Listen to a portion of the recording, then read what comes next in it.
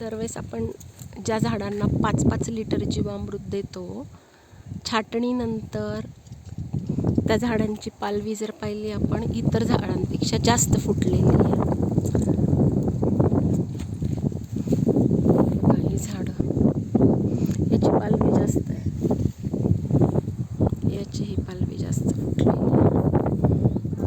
मागच्याच आपण म्हटलं होतं की आपण प्रयोग करून बघूया.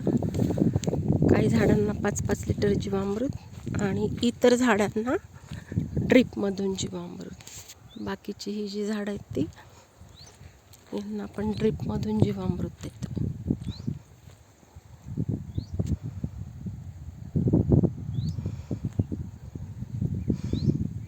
ह्या जवळच्या झाडांना पालवीचं प्रमाण आपल्याला जास्त जाणवलेलं आहे.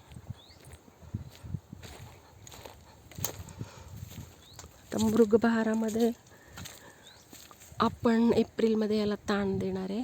त्यानंतर आपल्याला समजेल की एकूण या जवळच्या झाडांना फळांचं प्रमाण किती असतं इतर झाडांपेक्षा.